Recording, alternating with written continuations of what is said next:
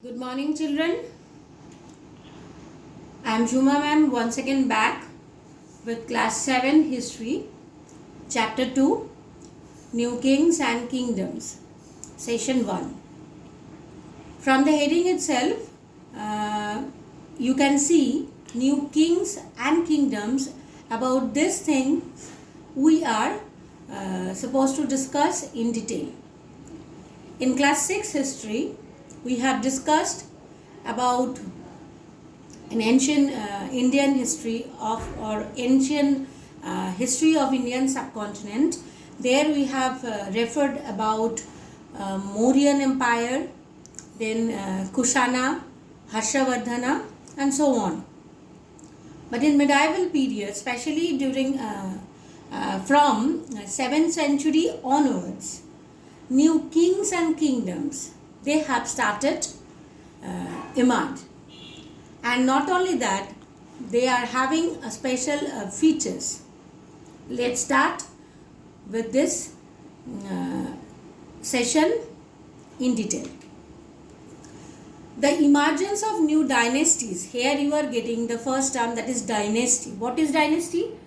Who are these kings who are ruling over this dynasty? From where they are getting power? This new dynasties means where a particular ruler, generation after generation, that one family is ruling over a particular area, and thus the dynasty emerged. First of all, we will discuss about the kings. Who are these kings? They are having or they are controlling some of the territories, and these large territories is not going to control by king alone, so that he is sharing powers with some of the landlords or warrior chiefs. Landlords or warrior chiefs, they are actually subordinating towards kings. How they are being recognized, these landlords and warrior chiefs? They were acknowledged as the subordinates to the kings, known as Samantas. These landlords or warrior chiefs are known as Samantas. They gave gifts to their kings or overlords. They provided military supports to the king whenever any kind of warfare or any kind of battle happened. The kings always asking for this kind of military supports to the landlords or the warrior chiefs. Very simple. Kings, under them landlords or warrior chiefs. These landlords and warrior chiefs are being termed as Samantas. They gave gifts and as well as military supports. Here from this part we are getting one keyword, that is Samanta. Now I am coming to the next part. When the situation changed, after the Samantas gained power and wealth, what happened? They declared themselves to be Mahasamanta or Mahamandaleshwara. Mahasamanta means having big lands or the territories under their control. Till then, they were under the control of kings or subordinating towards the king. But some of the cases, the situation changed when Samantas gained power. They overthrown their overlords and asserted their power and declared themselves as king. And thus they have created the new dynasties. That example, the Danti Durga, the Rashtrakuta chief. What happened? Danti Durga, the Rashtrakuta chief. We will discuss about the next slide regarding this matter. Initially, you can see the map. This map. Just a minute, I am showing you.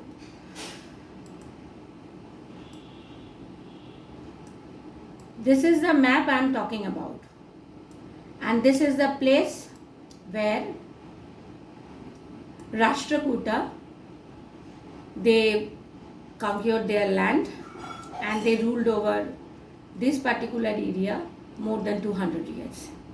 Initially, Rashtrakutas were under the Chalukyas of Karnataka. Chalukya, another kingdom was there.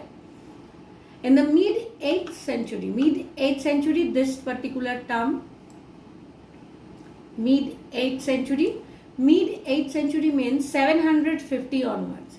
Danti Durga overthrew his overlord and performed a ritual called Hiranyagarbha. The literally meaning of this word is the golden Om. It was performed by the non-Kshatriyas to become Kshatriya or rulers. This Danti Durga was not from a Kshatriya community, but he gained power by this particular activity or ritual that is called Hiranyagarbha, and he became the ruler. Was it important to be Kshatriya in order to become ruler? No, not at all. There are a lot of ways through which they are upgraded themselves into this Kshatriya community by performing different rituals. So, I am going to the next part, next slide. You can see two maps. One is Gurjara Pratihara. Just a minute, I am showing you. This is Gurjara Pratihara. You can see their area. Here it is. Gurjara Pratihara, and another map, that is Kadamba. This particular place in Karnataka. What happened over there? Enterprising family, that means Vaishya. Enterprising family, Vaishya, and Brahmana also became rulers, established their kingdom. Kadamba, Mayurashram and Harichandra, they gave up their profession and established their kingdoms respectively in Karnataka and Rajasthan. Kadamba Mayurashram over here in Karnataka, and Harichandra as a Brahman, he established his power in Gurjara Pratiharas. You can see through this map or this slide that the Kshatriya is not only one criteria to become a ruler. So, in this part, we have discussed about three parts. That who are these kings? Under these kings, who were the Samantas and the Mahasamantas? How they gained power? And there are some examples who asserted their power by overthrowing their rulers and established their kingdom or dynasties. Here we are getting three keywords.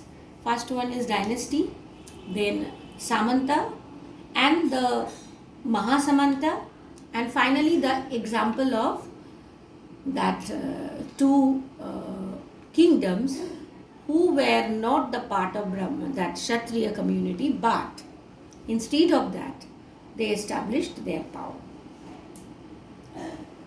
So up to this we will conclude today's session. I will go through with textbook reference with my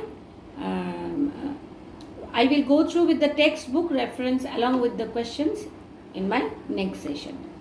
Till then, stay safe and bye.